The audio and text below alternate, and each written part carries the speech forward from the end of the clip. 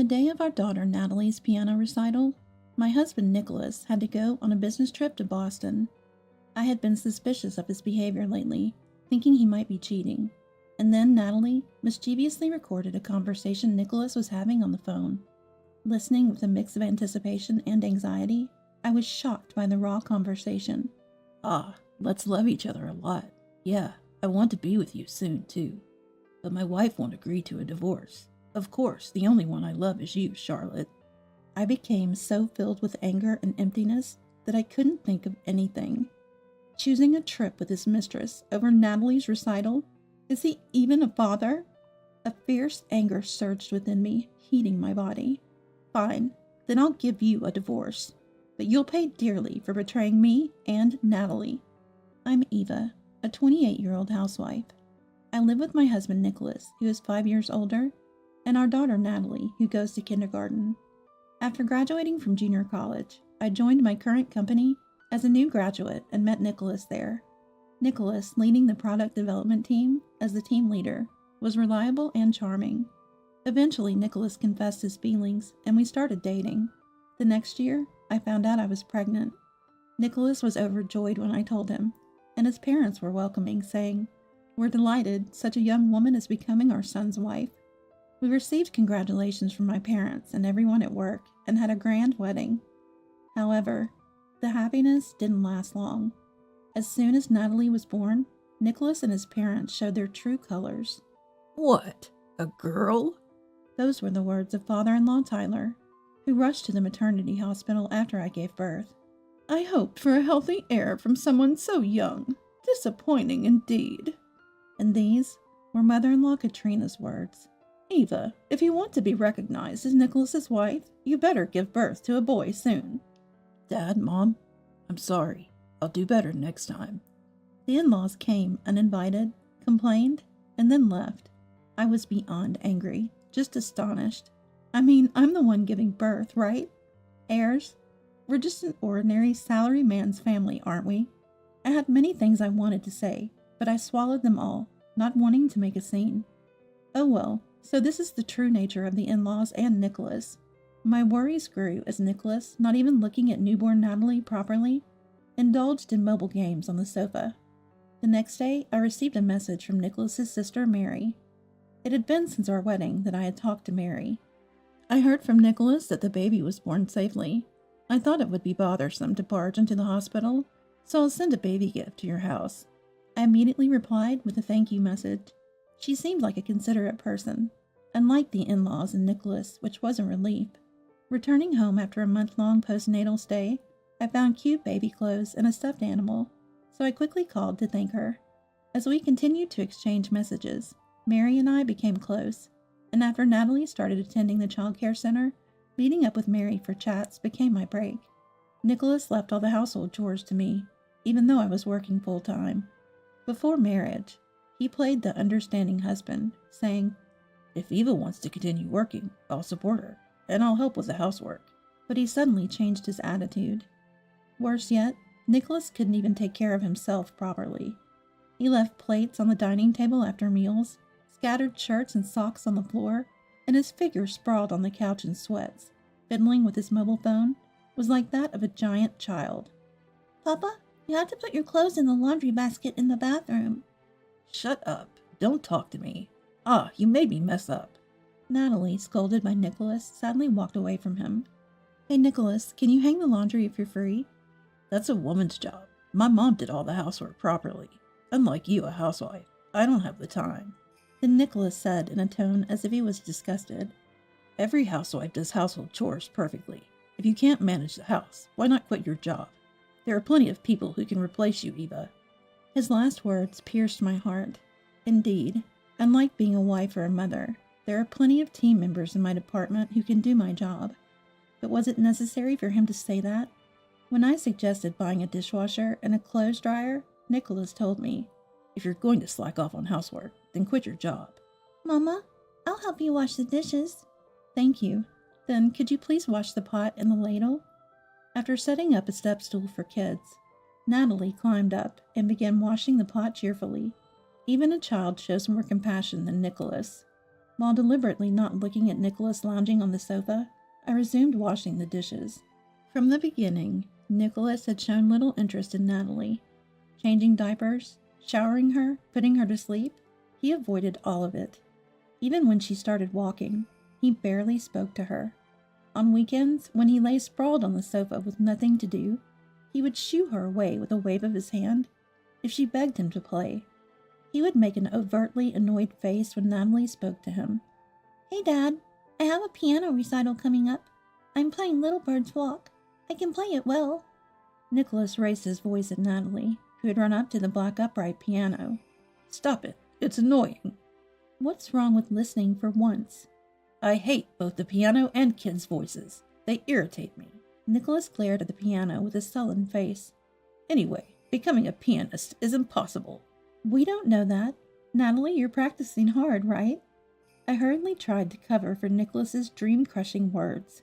However, Natalie got down from the piano bench with a sad face, took a picture book from the shelf, sat down with her back to us, and spread the book on her lap. Natalie started attending piano lessons last year after being inspired by a live piano performance at a city event.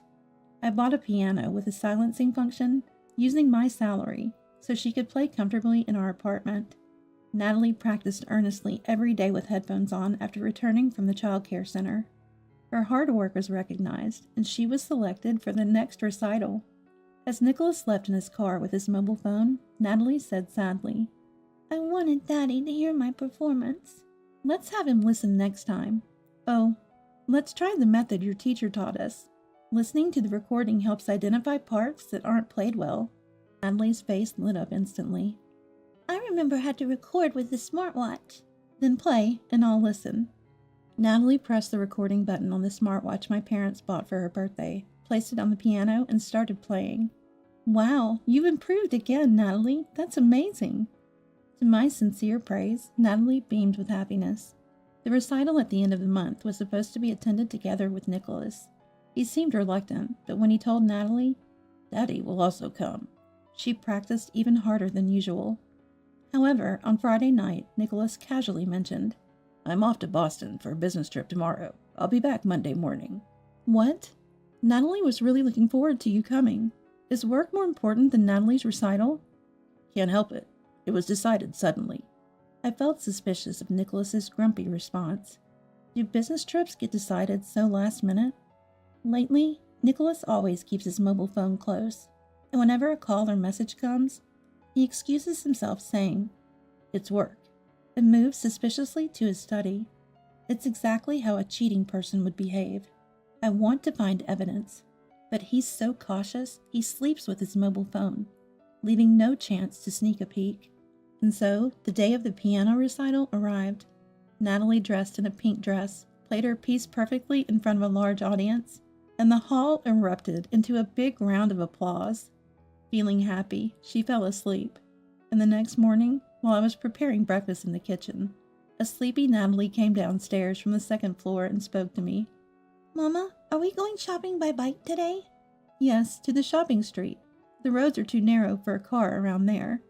"You better not. You might fall and hurt yourself." I almost laughed. "Natalie, adults don't fall like children do." "But Mama, in my dream, you fell and there was blood on your knee." I stroked her head, insisting seriously, and soothed her.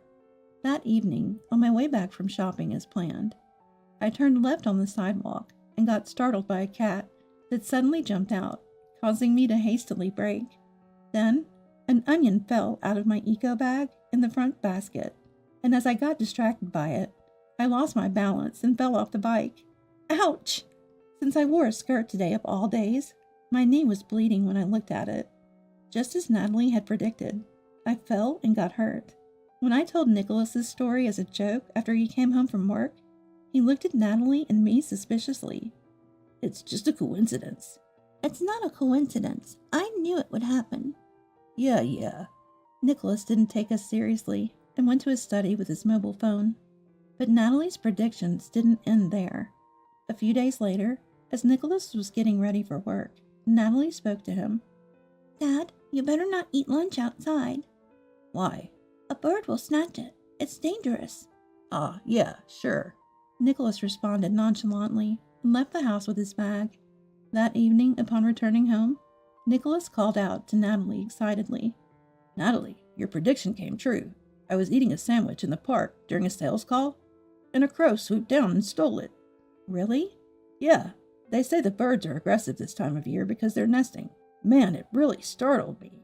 I looked at Natalie in surprise. Did you see it in a dream again? Yeah, see, I was right. It's amazing for just a coincidence. Even the details are accurate. Nicholas said, impressed, crossing his arms and nodding. Natalie's dream predictions continued. Drop a handkerchief at the station. The elevator will suddenly stop. The vegetables bought at the supermarket will be spoiled. Buy clothes in the wrong size. Even if I knew about Natalie's predictions in advance, it was hard to prevent them, and honestly, they weren't very helpful.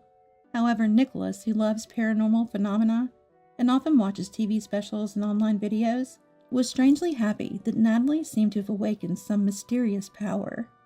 Children have keen senses, so there are cases around the world where they see spirits or make predictions. But to think my own child would have such abilities, that's amazing. Nicholas spoke happily, and Natalie smiled too. For her, it was surely delightful that her father, who had been indifferent to her until now, was actively talking to her and inviting her to watch videos together. I felt relieved to see this positive change, but also felt complicated. Can't Nicholas just love his own daughter Natalie normally? She's so adorable. A few days later, I complained about it to Mary in a cafe, but she dismissed it casually. Nicholas is that kind of person. Family affection, friendship, I don't think Nicholas understands them. Without love, his girlfriend is just for fun. He'd break up once he got bored. I used to think he was cool and attractive, but in the end, I realized he only loves himself. Yeah, a self-loving narcissist. I couldn't see through him before we got married. Oh, Mary, have you decided on a date for your wedding? When the topic shifted to her, Mary smiled a bit shyly. Yeah, you should be getting the invitation soon. Please bring Natalie too, if you can. Really? Natalie loves you, Mary. She'll be thrilled. Then we spent the time chatting about the wedding reception to be held at a hotel, enjoying delicious waffles. 2 months later, on the eve of Mary's wedding, unfortunately, Natalie caught a cold and developed a fever. The next morning, her fever had subsided a bit, but we decided she should skip the wedding. Unable to leave a recovering Natalie alone, I told Nicholas, I'll stay home too, so he was the only one to attend Mary's wedding. Natalie had really been looking forward to seeing Mary in her wedding dress, and I didn't have the heart to comfort her. After Nicholas left for the wedding, I was tidying up the living room when Natalie, who had been napping, came downstairs. Natalie, are you up already? Worried, I spoke to her, and Natalie, with a distant look, muttered, Daddy's airplane is on fire. What? What happened? That's the proof. She pointed at the smartwatch on the living room table. I had no idea what she was talking about and thought Natalie was just half asleep. Confused and thinking Natalie was just groggy from sleep, she asked me, Mama, did you know Daddy is going to Australia soon? What are you talking about? I have no idea. L794. Flight leaving the airport at 9:45 p.m. He's going with a woman named Charlotte. I saw a dream where that plane was on fire. Charlotte? Who is that? He said on the phone it's just a business trip to fool Mama. Natalie picked up the smartwatch and handed it to me. I secretly recorded a conversation between Daddy and that woman. What? You shouldn't do that. While admonishing Natalie, I took the smartwatch and stared at it.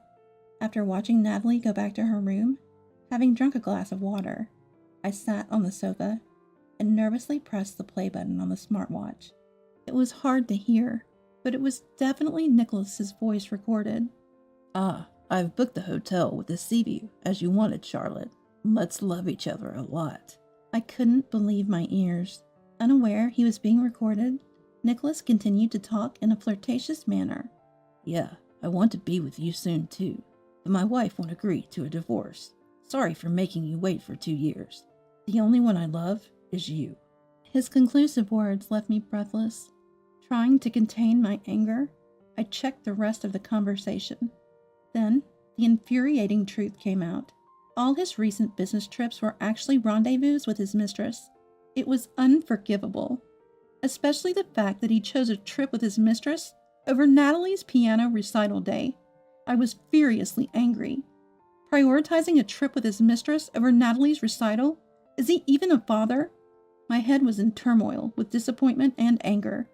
A fierce anger surged within me, heating my body. Fine, then I'll give you a divorce, but you'll pay dearly for betraying me and Natalie. When I messaged Mary about this after her honeymoon, she replied, "Again?" and called me back immediately. In our student days, she had witnessed Nicholas cheating and getting into arguments with his girlfriend several times. I can forgive him for betraying me, but not Natalie. Divorce is certain, but I want to teach him a lesson first. Right, how about we do this? I smirked at Mary's plan. As the month drew to a close, Nicholas informed me, "I'm heading to Australia the day after tomorrow." I involuntarily glanced at Natalie, who was reading a picture book in the living room. Another business trip. You've been having a lot of those lately. Everyone's counting on me. Being away for 5 days is tough, Nicholas said with a smile, lying. Natalie, who had quietly approached us, asked Nicholas, Daddy, are you going to Australia? Yeah, I'm flying on flight JR724. That plane's going to catch fire. Startled by Natalie's casual remark, Nicholas made a surprised face. Did you see it in a dream again? Man, maybe I should cancel and change flights. I need to call her. Her? A colleague who's coming with me. I'll make a call. Nicholas hurried upstairs, leaving Natalie looking worriedly at his back. A month after the wedding, a dinner party with Nicholas's family and relatives was held, as suggested by Mary. It was held at the same hotel's restaurant rented out by Mary for Natalie, who had missed the wedding due to a fever. Fully recovered, Natalie wore the pink dress she was supposed to wear at the wedding, curled her long hair, and carried her favorite bag adorned with beads, looking utterly pleased. Nicholas's relatives were all familiar faces from our wedding. However, there was one young woman I didn't recognize, occasionally glancing at Nicholas. Next to me, Nicholas stiffened and deliberately avoided looking at her. Perplexed, I was kindly informed by Katrina. That's Charlotte, Nicholas's childhood friend. She's always admired Nicholas like family. That's why she's invited today. Is that so? She believes she would marry Nicholas, but it's a shame he chose someone like you. I didn't care about Katrina's snide remarks. Instead, I did my best to hide my surprise. What shocked me was Charlotte's presence, a childhood friend I had heard about from Mary, but hadn't expected Katrina to invite to the dinner. Katrina must not know Nicholas is cheating. She hates anything that goes against societal norms. If the person herself is here, then it's perfect. I smirked nastily beside Nicholas, who was making a visible effort to ignore Charlotte. After a while, Charlotte approached our table. Ava, nice to meet you. I'm Charlotte, Nick's childhood friend. She slurred her words, sizing up me and Natalie. Nick, why didn't you introduce me? I couldn't wait and came over. Sorry, I was just focusing on eating. Eva, Natalie, this is Charlotte. We lived nearby when we were kids. I adored her like a little sister. Nicholas introduced himself with a strained smile, and Charlotte looked displeased. Her aloof attitude seemed to bother her. I sipped my wine, casually observing the woman. Probably in her early 20s, she was stylish and attractive. Natalie, right? Hello, you're just as cute as your dad. Hello. Wow, even your voice is cute. Wouldn't you like to be my daughter? Charlotte, you've had too much to drink. Is that so? Then Nick, you should take care of me as usual. Just like old times, right? Nicholas let out a dry laugh, his face dripping with sweat. After finishing my glass of wine, I put on a smile and spoke to Charlotte. Nice to meet you, Charlotte. It seems Nicholas is always in your debt. Eva, that's all in the past. We both have partners now. Yes, I hear Charlotte has a husband. But you two are in love, aren't you, Nicholas? What are you talking about? Nicholas' flustered reaction was almost pitiable to watch. Then Natalie stood up and showed us her smartwatch. Mama? Okay. After confirming my nod, she pressed the playback button. I love you, Charlotte. Suddenly, Nicholas's voice echoed throughout the venue, and he spit out his beer in shock. What the? Stop it now, Natalie. In a panic, Nicholas tried to take the smartwatch from Natalie, but unable to figure out how to stop it, his conversation with Charlotte continued to play loudly. I can't wait to be in bed with you, Charlotte. Young women are the best, so soft to touch. I'm being pressured by my mom for an heir, but no way am I doing that with my nearly 30-year-old wife. Yeah, my wife neglects the kids. I do all the housework and childcare. I'm what you call a real supportive father. The venue fell silent for a moment before starting to buzz. Nicholas's parents blushed under the cold stares of the relatives looking down in shame. Charlotte, now sobered up, looked down at Nicholas in disbelief. It's not what it looks like. This is... Nicholas's voice trailed off, and Natalie yelled out, Liar, Daddy! What? What are you talking about? Natalie, her face red with anger, quickly accused Nicholas. It's Daddy who neglects Natalie. Mama works too, but she does everything at home. Daddy doesn't even pick up his own socks. Why lie? No, Natalie's voice filled the venue, exposing Nicholas's behavior. Mama always plays with Natalie. We take showers together, read books, and she sleeps with me. She helps me practice piano. But Daddy just plays games at home and gets mad if I talk to him. That's right. And while we're at it, I never heard about any divorce talk. I wish you'd stop making things up. I joined in scolding Nicholas, and his expression turned to one of rage. He slammed his fist down on the table. Shut up. Be quiet. A daughter shouldn't talk back to her father. Your mother's upbringing is flawed. Hey, Eva, I, a prestigious university graduate, married you, a junior college graduate. You should be more grateful. Isn't it a wife's duty to take care of her husband? Nicholas ranted, spitting, and then glared at Natalie. Remember this, Natalie. One day, you'll be taking care of me. Ooh, no. Why should I take care of Daddy when he never plays with me? Natalie's retort made me burst out laughing. And Nicholas, in his agitation, turned to Charlotte for support. See, Charlotte, this is what my wife and daughter are like. You understand why I'm fed up, right? Well, I've had enough too. Let's break up. Exactly. Wait, what? You're all lies. Charlotte expressed her anger and dissatisfaction. You complained about a lazy wife, but Natalie says otherwise, and you weren't even discussing divorce. Plus, you said you liked kids, but you actually hate them, don't you? Nick, this is your true nature. I can't believe you anymore. Nicholas was thrown into disarray. His confident demeanor changed completely, his face showing a pathetic expression. Charlotte, it's not like that. Listen to me. I can't stand your male chauvinism. I'm not into that. Find someone else. But you're the only one for me. Looking at Nicholas with a disgusted face, Charlotte grabbed her bag and left the venue. I seized the moment to have my say with the stunned Nicholas. I've been putting up with this because Natalie is still young and needs her dad, but I've had enough. We'll get divorced, but make sure you pay the compensation and child support. Nicholas, who had been staring at the door Charlotte left through, turned to me with a look of disbelief. You're serious about divorcing? Well, Nicholas, you don't need me and Natalie, right? From now on, you can enjoy your time with young girls. I'll take care of Natalie. Hey, you're joking, right? How will you survive as a single mother? With a sneer, Nicholas looked at me and Natalie. You two can't live without me. If you retract your statement now, I'll forget all about your arrogant attitude and harsh words. Apologize now, and I'll pretend none of this ever happened. I was utterly disgusted with Nicholas's arrogance. Does he even see reality? Listen, the one who can't manage without us is you. Nicholas, you're far more of a handful than 6-year-old Natalie. From now on, you better take care of yourself.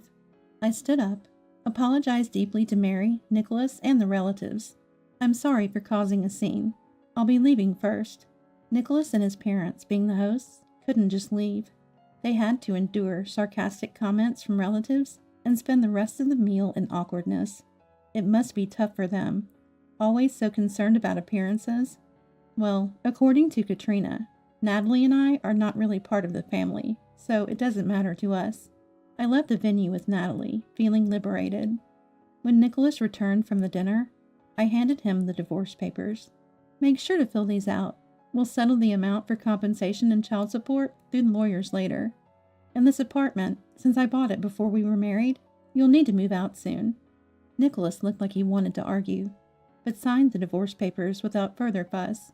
Realizing that arguing was futile, he agreed to the amount proposed by the lawyer and transferred it from his savings. Our divorce was finalized. Afterward, Nicholas was labeled as a liar by his affair partner and dumped. He faced backlash from his relatives and parents, and in a fit of defiance, ended up being disowned by them. Also, rumors of the divorce due to his infidelity spread quickly at his workplace, leading to his resignation. Thinking he could easily find a job in his desired field, Nicholas was repeatedly rejected for full-time sales positions and resorted to juggling part-time jobs. He's working from morning till night, scolded by a younger female manager, his pride crushed. Now he lives alone in a small old apartment. I sold the apartment and moved near my parents' home with Natalie, living a peaceful life. Without the troublesome and arrogant husband, I found more peace of mind, and Natalie smiles more than before.